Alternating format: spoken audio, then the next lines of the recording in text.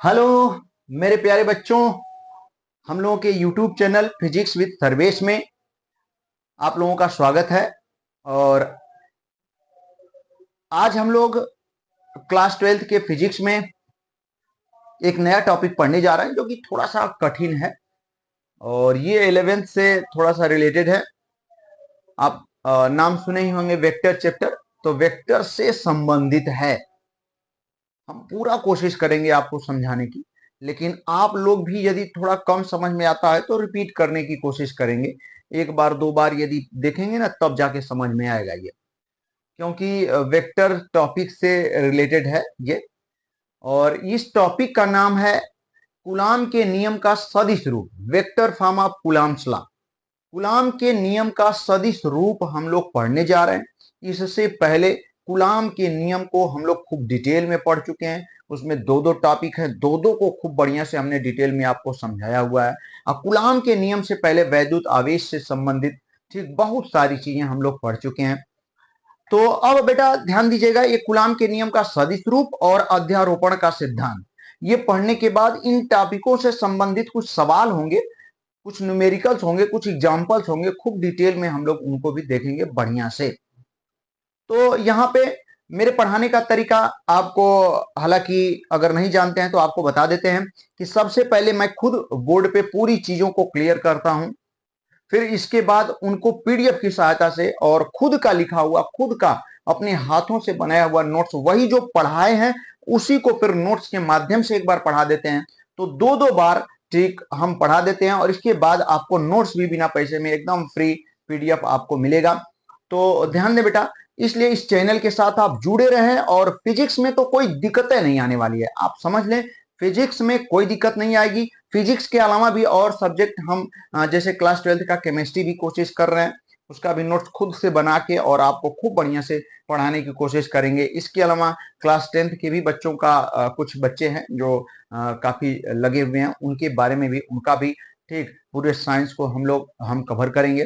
तो थोड़ा ध्यान दें बेटा, आज क्लास 12th के फिजिक्स में हम लोग पढ़ने जा रहे हैं कूलाम के नियम का सदिश रूप, vector form of Coulomb's law.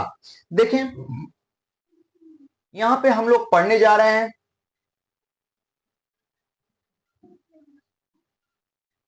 Coulomb के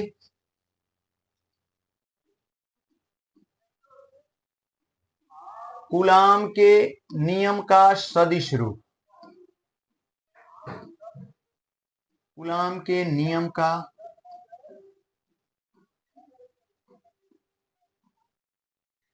सदिश रूप, कूलाम के नियम का सदिश रूप। ठीक, ध्यान दें, इंग्लिश में इसे कहेंगे हम लोग vector vector form of vector form of Coulomb's law.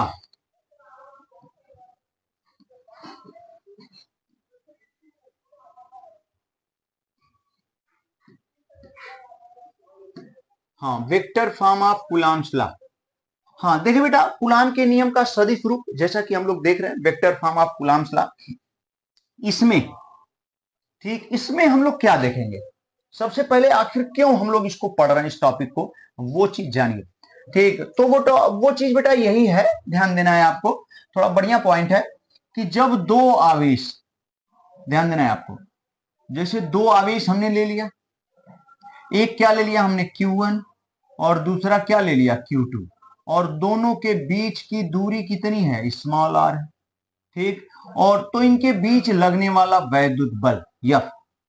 तो जानते हैं इस नियम में हम लोग यही देखने की कोशिश करेंगे, यही समझने की कोशिश करेंगे कि दो आवेश, उनके मान कुछ भी हो, चाहे ये कौन बड़ा है कौन छोटा है, दो आवेश एक दूसरे के पास रखे होते हैं तो उनके बीच जो वैद्युत बल लगता है, वैद्युत बल का मान, ठीक, या एक दूसरे पर, दो आवेशों द्वारा एक दूसरे पर लगाया गया वैद्युत बल का मान आपस में बराबर होता है तथा दिशाएं विपरीत होती हैं। ठीक, इसमें कूलाम के नियम के सदिश रूप में हम लोग यही प्रूफ करेंगे, कह सकते हैं, ये सिद्ध करेंगे कि जब दो आवेश एक दूसरे से कुछ दूरी पर रखे होते हैं तो दोनों आवेशों द्वारा एक दूसरे पर लगाया गया वैद्युत बल का मान बराबर होता है तथा दिशाएं विपरीत होती हैं। कहने का मतलब समझिए कि जितना ये वैद्युत बल लगाएगा इस पर, उतना ही यह भी इस पर लगाएगा। आपको अजीब लग रहा होगा, चाहे ये इनके मान कुछ भी हो। देखें, जैसे ये 1 कूलाम है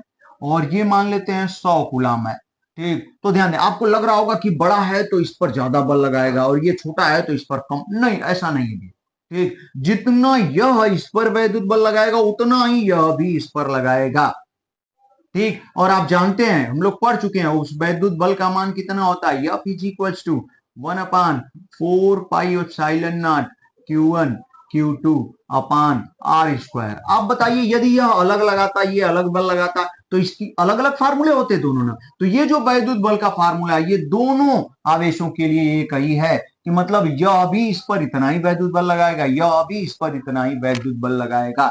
चाहे 1 कूलाम ले लें, 100 कूलाम ले लें, ये 100 कूलाम जितना इस पर वैद्युत बल लगाएगा उतना ही 1 कूलाम भी 100 कूलाम पर वैद्युत बल लगाएगा, ठीक। वैद्युत बल के मान क्या होते हैं, समान, यहाँ पे दोनों आवेशों द्वारा, लेकिन दिशाएं विपरीत होती हैं भैया। यदि यह, ध्यान दें, दोनों यदि पॉजिटिव हैं, आप समझ सकते हैं, तो ये इसको प्रतिकर्षित करेगा, ये इसको, यानी इसके द्वारा इस पर इस दिशा में वैद्युत बल लगाया जाएगा, इसके द्वारा इस पर इस दिशा में वैद्युत बल लगाया जाएगा, यानी दोनों आवेश एक दूसरे को प्रतिकर्षित करेंगे, यानी वैद्युत बल की दिशाएं विपरीत होंगी। तो ध्यान दें, यही चीज यहाँ पे हम लोग पढ़ेंगे कूलाम के, यानी प्रूफ करेंगे, एकदम सिद्ध करेंगे इसको, कि कैसे दो आवेश एक दूसरे के पास रखे होते हैं तो दोनों आवेशों द्वारा एक दूसरे पर लगाया गया वैद्युत बल का मान बराबर और दिशाएं विपरीत होती हैं। ध्यान दें, यहां पे हम लोग लिख सकते हैं, क्या लिख सकते हैं बेटा, ध्यान दीजिएगा, ठीक। यहां पे हम लोग लिख सकते हैं, क्या लिख सकते हैं, हाँ, दो आवेशों द्वारा, दो आवेशों द्वारा एक दूसरे पर,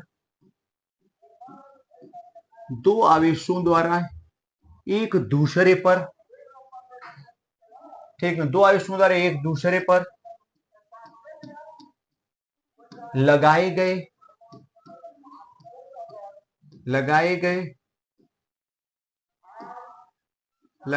वैद्युत, ध्यान दें बेटा, दो आवेशों द्वारा एक दूसरे पर लगाए गए वैद्युत बल के मान समान, ठीक, तथा दिशाएं, ध्यान दें बेटा, तथा दिशाएं विपरीत होती हैं। समझे, ठीक। दो आवेशों द्वारा एक दूसरे पर लगाए गए वैद्युत बल के मान समान तथा दिशाएं विपरीत होती हैं। ये चीज हम लोग यहाँ पे क्या करने वाले हैं, पढ़ने वाले हैं, ठीक। दो आवेशों द्वारा एक दूसरे पर लगाए गए वैद्युत बल के मान समान तथा दिशाएं विपरीत होती हैं। इसका मतलब क्या, समझिए। जैसे मान लेते हैं ये है कोई चार्ज, क्या है, Q1, ठीक, और मान लेते हैं बेटा यहाँ पे कोई चार्ज क्या है, Q2, ठीक, Q2। तो Q1 द्वारा Q2 पर जो वैद्युत बल, Q1 द्वारा Q2 पर लग रहा है, किस पर, Q2 पर, ठीक।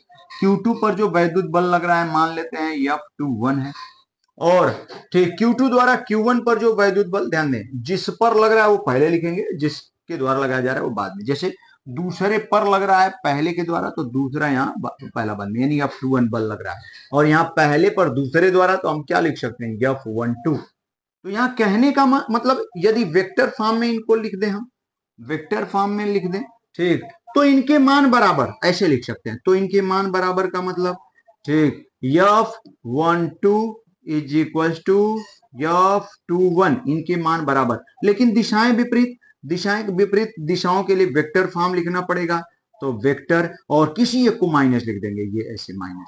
तो इसका मतलब दोनों के मान बराबर हैं लेकिन दिशाएं विपरीत हैं। ये माइनस चिन्ह दिशा को बता रहा है, दोनों के मान बराबर लेकिन दिशाएं क्या हैं, विपरीत हैं। इसे चाहे तो ऐसे भी लिख सकते हैं, F21 vector F21 is equal to minus vector F12। ठीक, ये चीज हम लोगों को यहाँ पे कूलाम के नियम के सदिश रूप द्वारा इसको प्रूफ करना है कि दो, ध्यान दें, दो आवेशों द्वारा एक दूसरे पर लगाए गए वैद्युत बल के मान समान तथा दिशाएं विपरीत होती हैं। चलिए इस चीज को हम लोग प्रूफ करेंगे बेटा, ध्यान दीजिएगा। तो इस चीज को हम लोग अब प्रूफ करने वाले हैं, जरा देखिए आप सभी।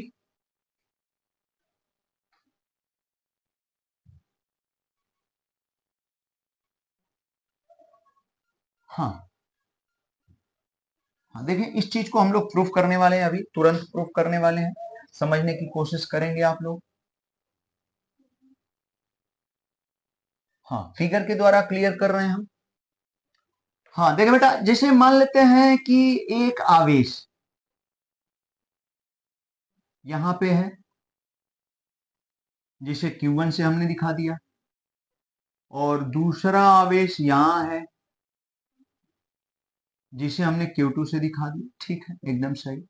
और कोऑर्डिनेट लेके चलते हैं हम लोग, जैसे ये वाई एक्सिस है, ठीक, और ये एक्स एक्सिस है। ठीक, ये वाई एक्सिस है, ये एक्सिस है, ठीक ना। अब देखो बेटा, इसका सदिश, स्थिति सदिश, एक स्थिति सदिश होता है। स्थिति सदिश में क्या होता है? Position vector. पोजीशन वेक्टर क्या बताता है कि किसी की स्थिति सदिश बताना है तो वो कितनी दूर है और किस दिशा में है, ये दोनों चीजें बतानी पड़ती है, यानी डिस्टेंस और डायरेक्शन। ये स्थिति सदिश प्रदर्शित करता है। तो मान लेते हैं Q1 का सदिश, स्थिति सदिश R1 है, तो ऐसे मिला देते हैं। ये Q1 का स्थिति सदिश R1, इसको हम लोग ऐसे लिख सकते हैं वेक्टर R1। ठीक, फिर ध्यान दें बेटा, Q2 का स्थिति सदिश ऐसे दिखा देते हैं हम लोग। हाँ, Q2 का स्थिति सदिश, ठीक, ये मान लेते हैं क्या है, वेक्टर R2 है। ये Q2 का स्थिति सदिश, ठीक। R1 क्या है, Q1 का स्थिति सदिश। हम हल्का सा लिखते हुए चलते हैं, हालांकि आपको नोट्स में मिलेगा भैया एकदम क्लियर। वेक्टर R1 कोई पूछेगा तो क्या है, ये किसका, Q1, किसका, Q1 का क्या है, स्थिति सदिश। वेक्टर R1 क्या है भैया, Q1 का स्थिति सदिश है। ठीक, ये Q1 का स्थिति सदिश है वेक्टर R1। और भी देख लेते हैं हम लोग। ये वेक्टर कौन है, R2, और वेक्टर R2 किसका, Q2 का क्या है, स्थिति सदिश। स्थिति सदिश, स्थिति सदिश मतलब किसी चीज को की स्थिति को एक्यूरेट, ठीक, करेक्ट स्थिति हम लोग स्थिति सदिश द्वारा पता कर सकते हैं। ये स्थिति सदिश दो चीजें बताता है, ठीक, दूरी का परिमाण और दिशा। ठीक, यानी कितनी दूरी पर है कोई वस्तु, ठीक, और किस दिशा में है, ये चीज, ठीक, हम लोग स्थिति सदिश द्वारा प्रदर्शित करते हैं, यानी स्थिति सदिश द्वारा पता चलता है। तो Q1 का, ये जो Q1 है, ध्यान देंगे आप, Q1 का स्थिति सदिश वेक्टर R1 और Q2 का स्थिति सदिश वेक्टर R2 है। देखिए यहां से ये जो डिस्टेंस है, ये डिस्टेंस, ये परिमाण हो गया वेक्टर R1 का, जो तीर की लंबाई है, और दिशा आप देख रहे हैं, नोक की दिशा, इसकी दिशा हो गई। तो ये, ठीक, ये तीर द्वारा जो हमने दिखाया हुआ है वेक्टर R1 है, Q1 का स्थिति सदिश है, यानी Q1 कितना मूल बिंदु से कितनी दूरी पर है और किस दिशा में है, ये वेक्टर R1 बता रहा है। इसी तरीके से वेक्टर R2 Q2 का स्थिति सदिश है, यानी Q2 की डायरेक्शन और उसका डिस्टेंस बता रहा है वेक्टर R2। एकदम सही। अब जरा ध्यान दें बेटा, स्थिति सदिश ये मूल बिंदु के सापेक्ष है, मूल बिंदु के साथ सापेक्ष वेक्टर Q1 का स्थिति सदिश वेक्टर R1 है, और मूल बिंदु के सापेक्ष Q2 का स्थिति सदिश वेक्टर R2 है। लेकिन एक दूसरे के सापेक्ष इनका स्थिति सदिश क्या होगा, जैसे, ठीक, ध्यान दें बेटा, जैसे Q1 के सापेक्ष Q2 का ऐसे हमें दिखाना होगा, Q1 के सापेक्ष Q2 का स्थिति सदिश, Q1 के सापेक्ष Q2 का है, किसका, Q2 का, लेकिन किसके सापेक्ष, Q1 का। तो जानते हैं प्रदर्शित करने का तरीका, जाने, Q2 का है इसलिए 2, और किसके सापेक्ष, 1 के सापेक्ष, तो वेक्टर R21। ये Q2 का है किसके सापेक्ष, Q1 के सापेक्ष स्थिति सदिश वेक्टर R21। अब देखें बाबू, हम लोग यहां पे देखते हैं ये अब Q2 के सापेक्ष Q1 का, Q2 के सापेक्ष Q1 का है किसका, Q1 का, तो उसकी तरफ तीर की नोक नोक बना देंगे और किसके सापेक्ष वहां से लेके आएंगे, यानी यहां से ऐसे लेके आएंगे ये, ठीक। ये इधर के लिए जो स्थिति सदिश है वो Q1 का Q2 के सापेक्ष है भैया, तो किसका है, Q1 का है, ठीक। तो 1 और किसके सापेक्ष 2 के है, तो 1 2 वेक्टर R12, एकदम सही, ठीक। हालांकि इनको भी हम लिख देते, एकदम डिटेल में बता रहे हैं, घबराने, बस समझ दीजिए आप, बस समझ दीजिए, यहाँ पे ध्यान से सुनते रहें और बल्कि पेन और कॉपी लिए रहें और नोट करते रहें, फिगर बना के नोट करते रहें। हालांकि नोट तो हम देंगे ही, लेकिन फिर भी ठीक फिगर एकदम धीरे धीरे आराम से फिगर बना के और नोट करते रहेंगे तो चीजें एकदम क्लियर होती जाएंगी और लास्ट में अपने आप समझ में आ जाएगा। ये जादू होता है। हाँ, लेकिन आप बहुत जल्दी में रहेंगे तो क्लास 12th का फिजिक्स बहुत आसान नहीं है कि आप फट से कहानी की तरफ पढ़ गए और याद हो जाएगा, नहीं, ऐसा नहीं है, आपको टाइम देना पड़ेगा। अगर टाइम देंगे तो ठीक इतना बढ़िया समझ में आएगा, कोई हिसाब नहीं, थोड़ा सा बेस भी क्लियर होना चाहिए, ठीक ना। हाँ, तो ध्यान दें बेटा, तो यहाँ पे ये वेक्टर R1 जो है Q1 का स्थिति सदिश है, वेक्टर R2 Q2 का स्थिति सदिश है, लेकिन मूल बिंदु के सापेक्ष। अब एक दूसरे के सापेक्ष इनका स्थिति सदिश क्या है, तो चले देखें, यहाँ पे हम लोग क्या लिख सकते हैं बेटा, वेक्टर R12, वेक्टर R12, ये वेक्टर R12 क्या है, ठीक, किसके सापेक्ष, Q2, हाँ ध्यान से देखते रहे, Q2 के सापेक्ष किसका, Q1 का, हाँ स्थिति सदिश, ठीक, एकदम सही। Q2 के सापेक्ष Q1 का 1 यहाँ इसलिए इसी का है, याद रखिएगा, जो पहले रहेगा वो उसका रहेगा और जो बाद में रहेगा उसके सापेक्ष। तो ये हो गया। फिर हम लोग क्या लिख सकते हैं बेटा, R21, vector R21, vector R21 ठीक उल्टा इसके, यानी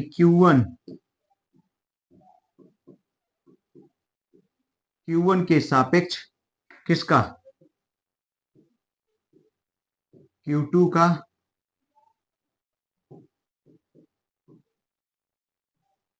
स्थिति सदिश। जानते हैं शुरू में थोड़ी दिक्कत हो रही होगी कि सब क्या लिखा जा रहा है, लेकिन कुछ देर में ही जब लास्ट में आप देखेंगे अपने आप चीजें क्लियर हो जाएंगी, ठीक।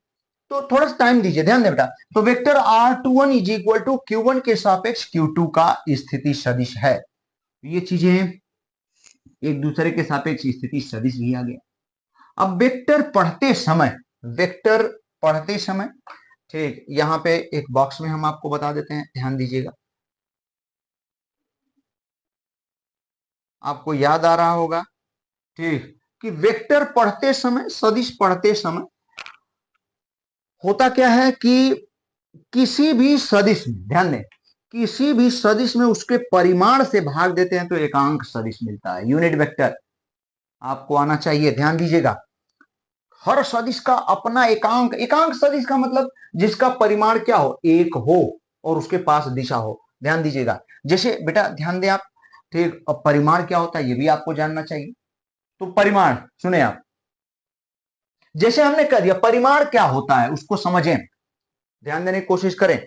परिमाण क्या होता है, जैसे हमने कह दिया कि एक कार 10 मीटर पर सेकेंड, ठीक, 10 मीटर पर सेकेंड के वेग से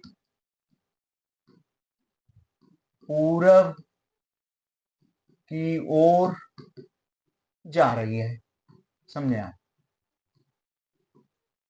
ठीक। हमने कह दिया कि एक कार 10 मीटर पर सेकेंड के वेग से पूरब की ओर जा रही है, ठीक। तो यहां पे 10 मीटर पर सेकेंड के वेग से, वेग कैसी राशि है, सदिश है, ठीक, वेग सदिश राशि है और सदिश राशि में दो चीजें होती हैं, परिमाण और दिशा। तो याद रखेंगे परिमाण दो चीजों से मिलकर बना होता है, जैसा कि इसमें देखिए, ध्यान दें, इसमें जो 10 मीटर पर सेकेंड है ये क्या हो गया, ये परिमाण हो गई, और पूरब की ओर जो इसमें आप देख रहे हैं ये क्या हो गई, दिशा हो गई, ठीक। समझने की कोशिश करें, तो ये परिमाण हो गया, ये दिशा हो गई। तो सदिश राशि के पास दो चीजें होती हैं, हर सदिश राशि के पास दो चीज एकदम फिक्स है, परिमाण और दिशा। परिमाण और दिशा दो चीजें होती हैं सदिश राशियों के पास, और परिमाण भी दो चीजों से मिलकर बना होता है, न्यूमेरिकल वैल्यू और यूनिट, मात्रक। ठीक, न्यूमेरिकल वैल्यू और यूनिट, मात्रक, इन दो चीजों से मिलकर बना होता है। जैसे यहाँ पे 10 जो है वो न्यूमेरिकल वैल्यू है और मीटर पर सेकेंड क्या है, मात्रक है। तो परिमाण हमेशा दो चीजों से मिलकर बना होता है, आंकिक मान और मात्रक। और ध्यान दें कितना बढ़िया चीज बता रहे हैं, इतने में आप खूब ध्यान से देखेंगे तो चीजें धीरे धीरे क्लियर होंगी, बातें क्लियर हो जाएंगी। जैसे देखा आपने कि एक कार 10 मीटर पर सेकेंड के वेग से पूरब की ओर जा रही है, तो वेग एक सदिश राशि है। अब सदिश राशि के पास परिमाण और मात्रा दिशा होनी चाहिए। ठीक, तो ये 10 मीटर पर सेकेंड परिमाण है और पूरब की ओर क्या है, दिशा है। सही, एकदम सही। अब परिमाण दो चीजों से हमेशा मिलकर बना होता है, न्यूमेरिकल वैल्यू और मात्रक। इसमें 10 न्यूमेरिकल वैल्यू है और मात्रक ठीक मीटर पर सेकेंड है। तो हमें उम्मीद है कि इस बेसिक चीज को आप नहीं भूलेंगे, क्योंकि 9, 10, 11 से ही चीजें बताई जाती हैं, ये याद रखेंगे। तो परिमाण हमने क्लियर कर दिया। अब बेटा ध्यान देना है आपको खूब बढ़िया से, ठीक, एकदम समझे। यहां आ जाते हैं हम लोग, तो सदिश। अब सदिश में एक शब्द आ जाता है एकांक सदिश, एकांक सदिश। ठीक, जैसे एकांक सदिश,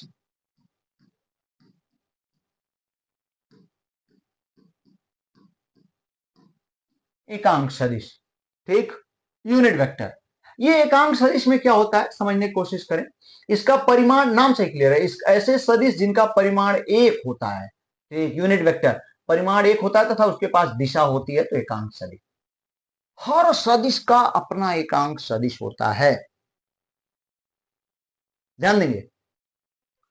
किसी सदिश के एकांक सदिश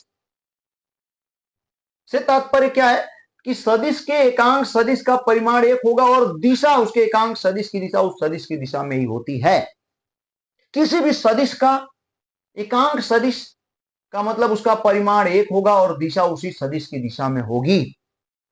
जैसे देखिए हम लोग जानते हैं, ठीक, पढ़े होंगे आई जे के, ये वाई एक्सिस है, ये एक्स एक्सिस है, ये ठीक जेड एक्सिस है, एक्स वाई जेड एक्सिस है। आप सब जानते हैं, मेरी बात समझने की कोशिश करें कि वाई एक्सिस का एकांक सदिश क्या होता है, जे कैप, और एक्स एक्सिस का एकांक सदिश क्या होता है, आई कैप, और ठीक ध्यान दे बेटा, और ठीक जेड एक्सिस का एकांक सदिश क्या होता है, के कैप होता है। इसका मतलब जितने सदिश, चाहे जितने सदिश जिनकी दिशा एक्स एक्सिस पर होगी, सबका एकांक सदिश क्या माना जाएगा, आई कैप। और चाहे जितने, अब इसका मतलब इनका इतने तीनों का परिमाण एक होता है और दिशा, ध्यान दीजिएगा, एक्स एक्सिस की दिशा वाले एकांक सदिश को आई कैप, वाई एक्सिस वाले एकांक सदिश की दिशा को जे कैप, और जेड एक्सिस वाले एकांक सदिश की दिशा को के कैप से प्रदर्शित करते हैं। इसका मतलब एक्स अक्ष पर जितने सदिश होंगे सबका एकांक सदिश आई कैप ही होगा। वाई एक्स पर जितने, ठीक, वाई अक्ष पर जितने एकांक सदिश होंगे सबका, ठीक, जितने सदिश होंगे सबका एकांक सदिश जे कैप, और जेड अक्ष पर जितने सदिश होंगे सबका एकांक सदिश के कैप होगा। कितनी बढ़िया जानकारी दे रहे हैं, ध्यान दीजिएगा, समझने की कोशिश करें। अभी टॉपिक पे चलते हैं, पहले ये चीज क्लियर रहेगी तभी ये चीजें समझ में आएंगी आपको बढ़िया से। ठीक बेटा, तो देखें अब हम लोग देखने जा रहे हैं एकांक सदिश। और एकांक सदिश में ध्यान दें, एकांक सदिश का एक बेसिक फार्मूला है जिसे आप याद रखिएगा, एकांक, हाँ ध्यान दें बेटा, एकांक सदिश बराबर होता है सदिश अपान परिमाण। मतलब किसी सदिश में, एकदम नहीं भूलेंगे, ध्यान दीजिएगा, एकदम नहीं भूलेंगे, किसी सदिश में उसके यदि परिमाण से भाग दे देते हैं तो हमें क्या मिल जाता है, उस सदिश का एकांक सदिश मिलेगा। किसी सदिश में यदि हम, किसी भी सदिश में यदि हम उसके परिमाण से भाग दे देंगे तो हमें क्या मिलेगा, उस सदिश का एकांक सदिश मिलेगा। ठीक, जैसे जैसे ध्यान दें आप, और कैसे प्रदर्शित करते हैं, तो ये चीज भी, ये भी जानिए आप। हाँ ये भी आप जाने, ठीक, समझने की कोशिश करें बेटा कि ये जो एकांक, जैसे हम मान लेते हैं एक वेक्टर क्या है, ए है, इसका परिमाण क्या, इसके परिमाण को हम चाहें तो मॉड या वेक्टर ए का मॉड या केवल ए लिख सकते हैं। और ठीक किसी सदिश के एकांक सदिश को लिखना है तो उस पर क्या बना देते हैं, कैप। ये तीनों चीजें हैं। ये वेक्टर ए का ध्यान दें, वेक्टर ए है, इसमें पूर्ण है, इसमें परिमाण भी है और दिशा दोनों है। ठीक, अब वेक्टर ए के परिमाण को लिखना है तो मॉड ऑफ वेक्टर ए या केवल ए लिख देंगे, और ए पर यदि कैप लगा देंगे तो ये ए का एकांक सदिश है। अब बताइए आप, ठीक यहाँ पे अभी अभी जो फार्मूला लिखा था उस हिसाब से जो ए कैप होगा वो क्या हो जाएगा, vector A upon mod of vector A, या हम चाहें तो लिख सकते हैं, ठीक क्या लिख सकते हैं जरा देखें बेटा। ठीक यहाँ पे हम लोग लिख सकते हैं वेक्टर ए अपॉन केवल ए। ठीक, ये चीजें हम लोग यहाँ पे क्या कर सकते हैं, लिख सकते हैं। जैसे और भी बहुत सारी एग्जांपल हम आपको फटाफट बता देते हैं। ठीक, देखें जैसे मान लेते हैं वेक्टर बी है, वेक्टर वी है, और वेक्टर वी का जो परिमाण है उसे मॉड ऑफ वेक्टर वी लिखते हैं, या चाहे तो केवल और केवल बी लिख देंगे हम लोग। ठीक, अब यहाँ पे और बी के एकांक सदिश को हम लोग बी कैप लिखेंगे। यदि बी कैप की वैल्यू हमें चाहिए, ध्यान दीजिएगा, तो B cap is equal to क्या, वेक्टर वी अपान क्या लिख सकते हैं, बी। ठीक, V cap is equal to vector B upon B लिखेंगे।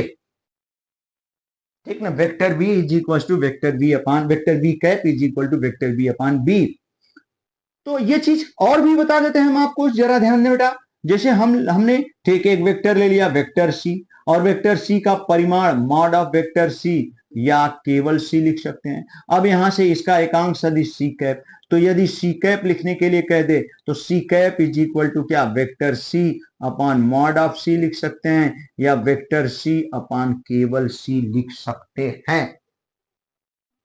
यह है एकांक सदिश यूनिट वेक्टर, जो कि मैथ में भी आपको मिलेगा वेक्टर पढ़ते समय। बहुत बढ़िया चीजें बता रहे हैं, ध्यान दीजिएगा, मैथ में भी आप पढ़ सकते हैं, और यहां भी ये 11th की चीजें हैं जिस फिजिक्स में जिसको हम डिटेल कर रहे हैं, थोड़ा ध्यान दीजिएगा भैया। तो ये एकांक सदिश अब एकदम नहीं भूलेंगे, एकांक सदिश, सदिश और परिमाण, किसी सदिश और उस सदिश के परिमाण और उसके एकांक सदिश में ये संबंध होता है। यदि हमें ये ठीक है भैया, ठीक है, vector V mod of unit vector V is equal to vector V upon B या मॉड ऑफ वेक्टर वी। अगर हमें वेक्टर बी लिखने के लिए कह दे कितना होगा, तो बताइए ना क्या होगा, बी इंटू, ठीक यूनिट, ये मल्टीप्लाई हो जाएगा, B into unit vector B, ये यही यूज होगा, ध्यान दीजिएगा यही वाला। अब जैसे यहाँ पे ये आ गया, अगर कोई पूछ दे वेक्टर ए बराबर क्या होगा, तो vector A is equal to, ये मल्टीप्लाई हो जाएगा। आप चाहें तो ऐसे लिख सकते हैं, वेक्टर ए का mod into unit vector A, ये इधर मल्टीप्लाई हुआ, या इसी को चाहें तो लिख सकते हैं ए इंटू क्या, ए कैप। ठीक, ये तो हमने, ठीक हमने आपको क्या बताया, एकांक सदिश, सदिश और उसके परिमाण में संबंध, किसी सदिश और उस सदिश के परिमाण और उसके एकांक सदिश में संबंध, ये चीजें हमने बताया आपको। फिर से एक बार ध्यान दीजिएगा।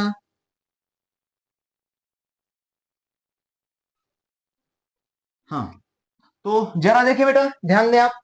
जैसे मान लेते हैं एक बल है, समझिए, समझने की कोशिश करेंगे। ठीक, जैसे मान लेते हैं एक बल है वेक्टर एफ, ठीक है, एकदम सही, और इसका परिमाण है वेक्टर एफ का मॉड, ठीक, या इसी को क्या एफ भी लिख सकते हैं, और इसका एकांक सदिश है यूनिट वेक्टर एफ। तो इनमें संबंध क्या होगा, तो हम क्या लिख सकते हैं, ध्यान दीजिएगा। अभी यूनिट वेक्टर एफ की एकांक सदिश जो होता है, किसी सदिश में उस सदिश के परिमाण से क्या करना होता है, भाग देना होता है। ठीक, किसी सदिश में उस सदिश के परिमाण से भाग दे देंगे तो हमें उस सदिश का एकांक सदिश मिल जाता है। अब जरा देखिए बेटा, यहां से vector F is equal to F into क्या, एफ कैप लिख सकते हैं, या चाहें तो ध्यान दीजिएगा, हमें उम्मीद है दिख रहा होगा आप लोगों को, चाहें तो हम लिख सकते हैं यहाँ पे vector F is equal to, ठीक यहाँ एफ की जगह हम ऐसे भी लिख सकते हैं mod of vector F into vector F. ठीक, ये होता है संबंध। चलिए ठीक है, इतनी चीजें हमें उम्मीद है कि आपको समझ में आ गया होगा। अब हम लोग आगे बढ़ने जा रहे हैं। हाँ हाँ हाँ हाँ। कठिन टॉपिक है, इसलिए थोड़ा सा टाइम देना पड़ रहा है हम लोगों को, और बहुत पूछा जाता है आपके एग्जाम में, एकदम पूछा जाएगा, थोड़ा सा ध्यान दीजिएगा।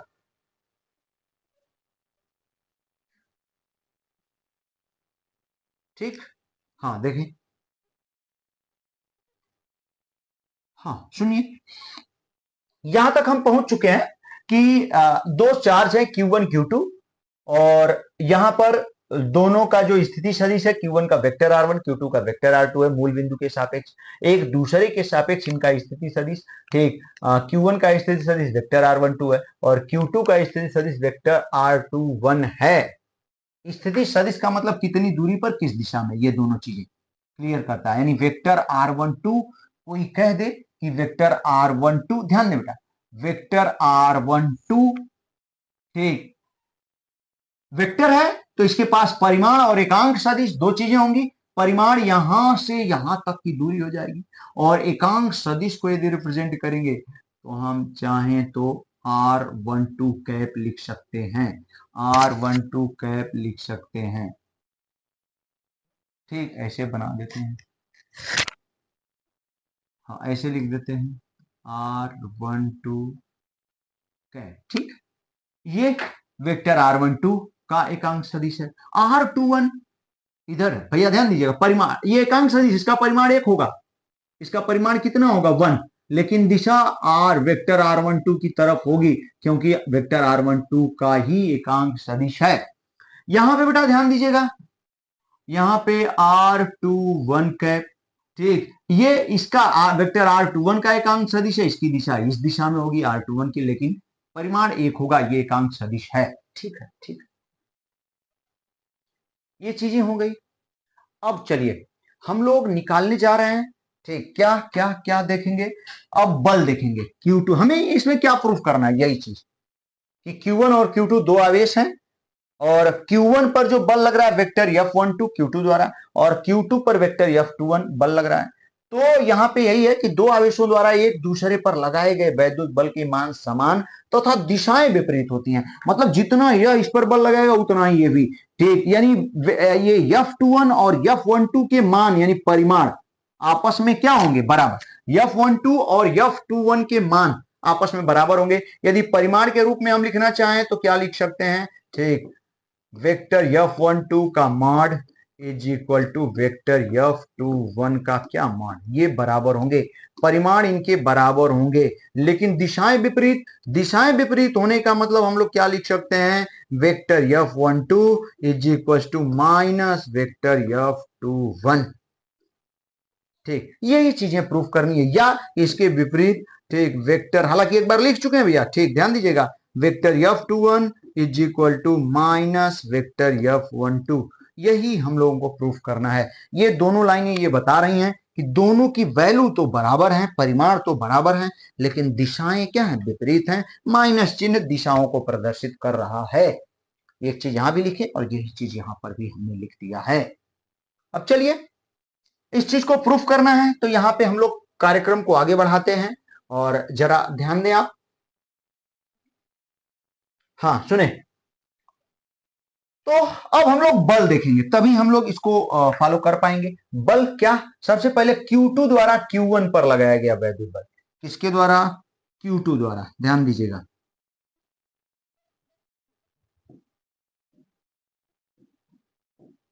Q2 द्वारा किस पर, Q1 पर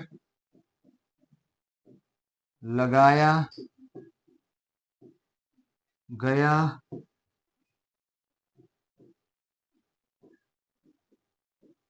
वैद्युत बल। ठीक, Q2 द्वारा Q1 पर लगाया गया वैद्युत बल, यह इस पर लगा रहा है वैद्युत बल, इसके द्वारा इस पर लगाया गया वैद्युत बल।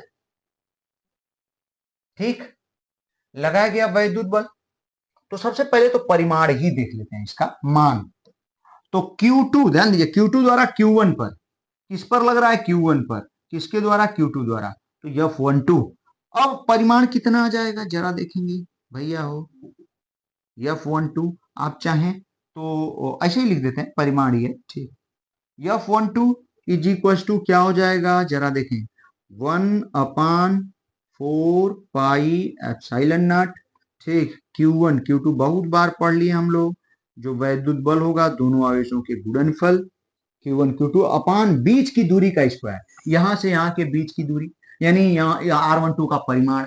R12 के परिमाण को हम कैसे लिख सकते हैं, बस मॉड में कर दीजिए, तो ऐसे लिख देंगे बेटा, ध्यान दीजिएगा, R12 वेक्टर R12 का मॉड, ये परिमाण हो गया, बीच की दूरी हो गई, और ये अपान क्या कर देंगे, सॉरी स्क्वायर, ये होगा, समझे, समझने की कोशिश करें। F12 का परिमाण मतलब Q2 द्वारा Q1 पर लगाया गया वैद्युत बल का परिमाण कैसे निकालेंगे, F12 is equal to 1/4 pi epsilon naught Q1 Q2 upon बीच की दूरी का स्क्वायर। तो बीच की दूरी यानी यहां से यहां दूरी का मतलब वेक्टर R12 का क्या परिमाण।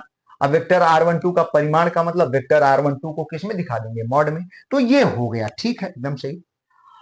अब हम लोग इसका वेक्टर फॉर्म निकालने जा रहे हैं, ये परिमाण है, वेक्टर फॉर्म समझने की कोशिश करेंगे, वेक्टर फॉर्म निकालने जा रहे हैं।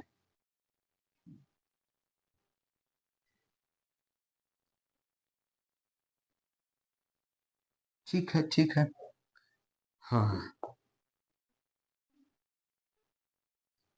इसको ले लेते हैं, ठीक है।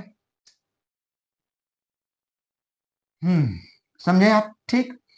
हम लोगों ने यहां पे देखा, अब हम लोग यहां पे अब इसका वेक्टर फॉर्म हम लोग देखेंगे, यानी vector F12, vector F12 is equal to क्या हो जाएगा, 1/4 पाई एप्सिलॉन नॉट, ठीक।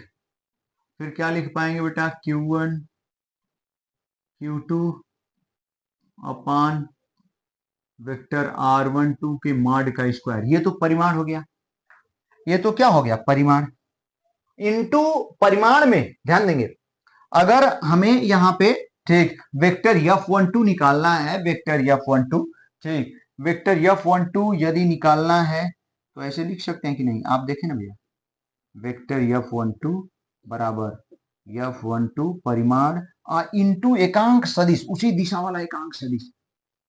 तो यहाँ पे इस दिशा में वैद्युत बल लग रहा है, तो R12 यहाँ पे एकांक सदिश होगा।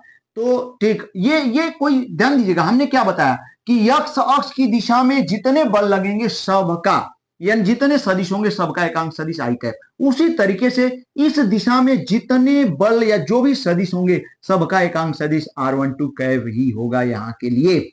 तो यहाँ पे किसी सदिश का मान उस सदिश के परिमाण तथा उस सदिश के एकांक सदिश, उस दिशा वाले या उस सदिश की दिशा वाले एकांक सदिश के गुणनफल के बराबर होता है। तो यहां पे हम लोग क्या लिख सकते हैं, R12 कैप, यहीं पे थोड़ा समझने वाली बात है, किसी सदिश का मान उस सदिश के परिमाण और उसके एकांक सदिश के गुणनफल के बराबर होगा।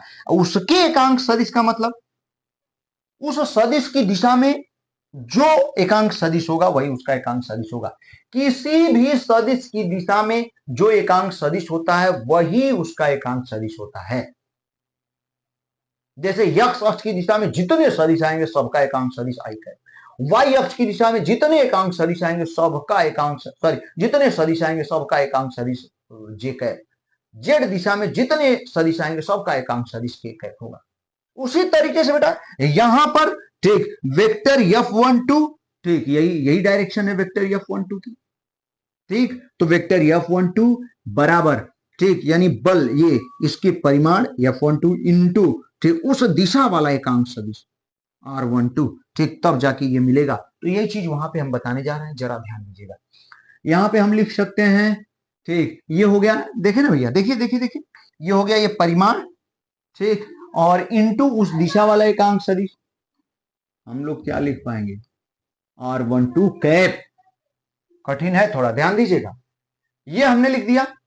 चलिए इसको हमने यहां पे समीकरण क्या बना लिया, फर्स्ट, समीकरण फर्स्ट हो गया, ठीक है, हाँ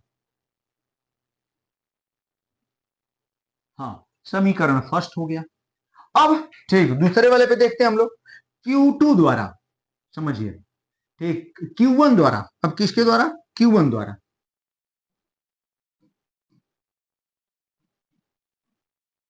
Q1 द्वारा किस पर?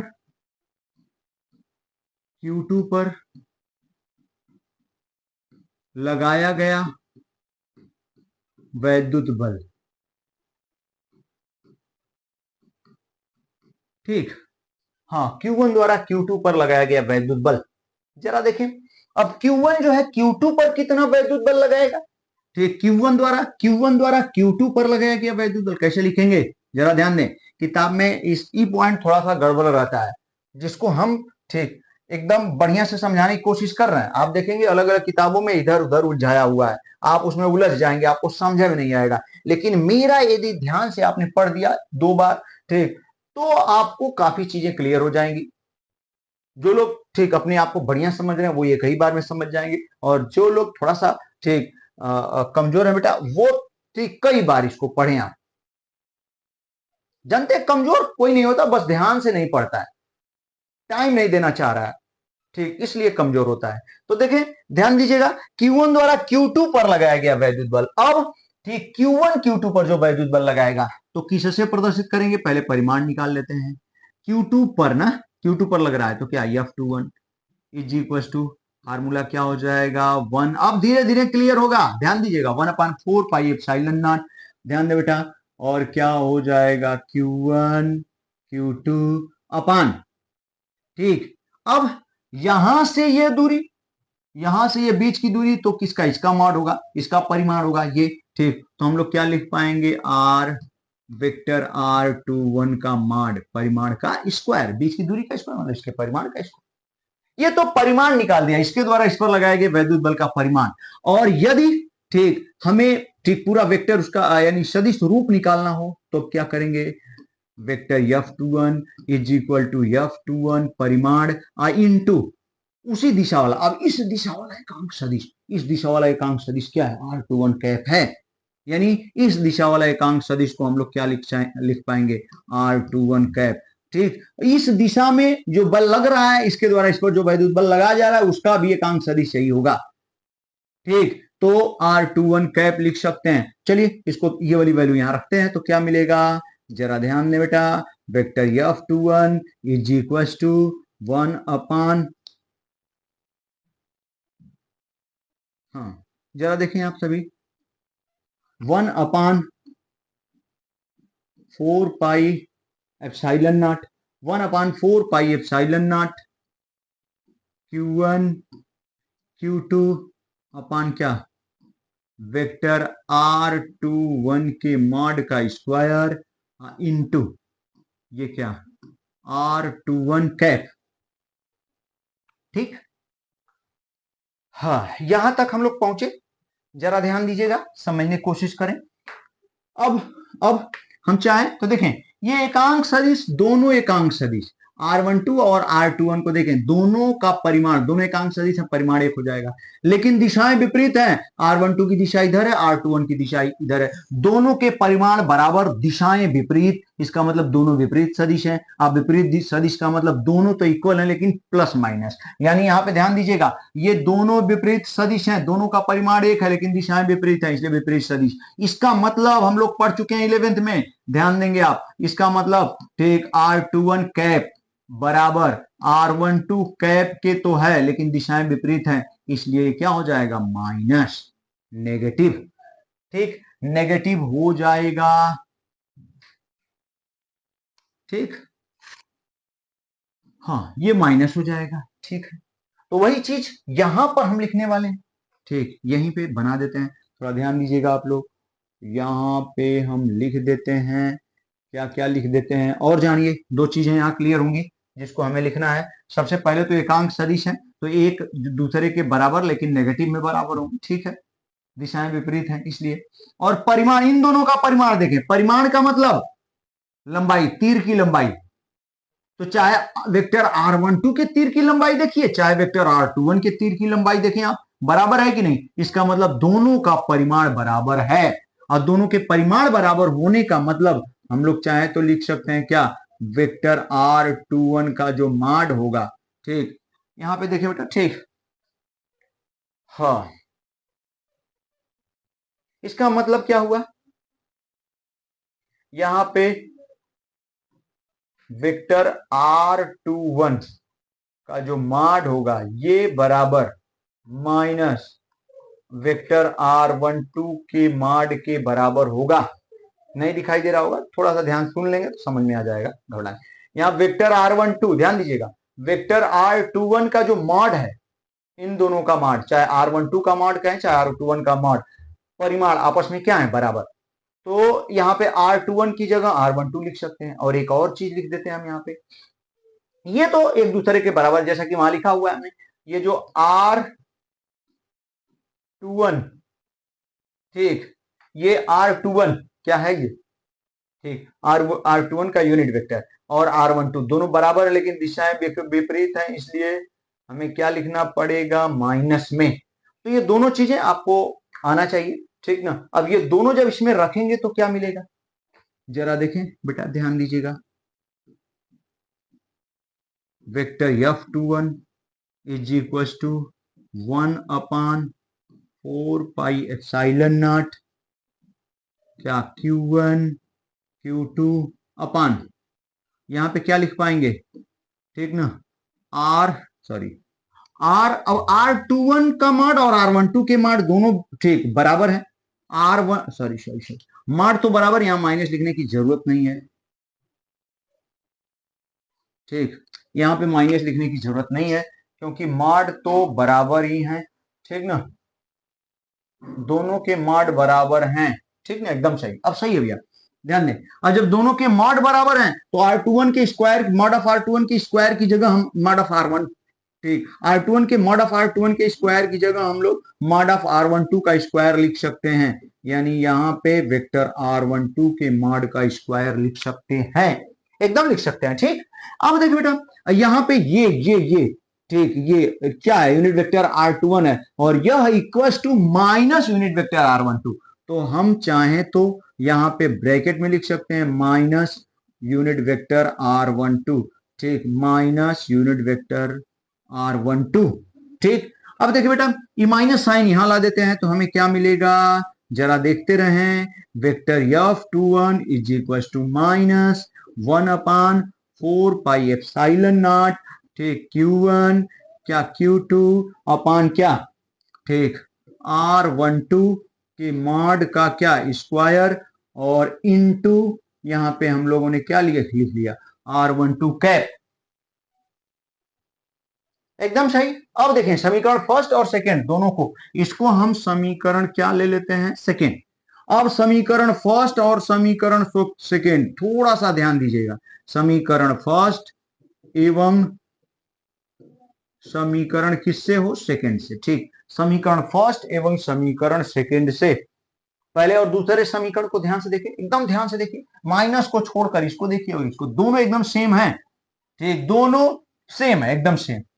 तो जब राइट हैंड साइड सेम है तो लेफ्ट हैंड साइड भी सेम होगा, माइनस को छोड़ दीजिए, ठीक, ये वैल्यू इधर जो है इधर है, तो यहाँ इसकी जगह हम वेक्टर F12 लिख सकते हैं। तो देखें बेटा, ध्यान दीजिएगा, हमने प्रूफ कर दिया, vector F21 is equal to minus vector F12, इसका मतलब ठीक दो आवेश, ठीक, दो आवेशों द्वारा एक दूसरे पर लगाए गए वैद्युत बल के मान समान और दिशाएं क्या होती हैं, विपरीत होती हैं, ठीक। तो इस तरीके से, ठीक, ये काफी बड़ा टॉपिक, थोड़ा कठिन था, 11 से रिलेटेड वेक्टर से संबंधित था, इसलिए ठीक थोड़ा सा कठिन लग रहा था, जिसे हम लोगों ने क्या कर लिया, कंप्लीट कर लिया। और आपका दायित्व है कि एक बार, दो बार, तीन बार, जब तक आपको समझ में ना आ जाए तब तक इसको पढ़ते रहिए और पूरा बढ़िया से नोट्स बना लीजिए, और नोट्स तो हम देने ही वाले हैं, ठीक भैया। तो बेटा इस तरीके से ये टॉपिक हम लोगों ने कंप्लीट कर लिया, कूलाम के नियम का सदिश रूप, ठीक। और अब हम इसके अभी तुरंत इसको क्या करेंगे, इसको पीडीएफ के द्वारा 5 से 10 मिनट में एक बार और बता देंगे, एकदम आपके दिमाग में घुस जाएगा, कभी नहीं निकलेगा, ठीक ना। तो ध्यान से पढ़ते रहिए, ठीक।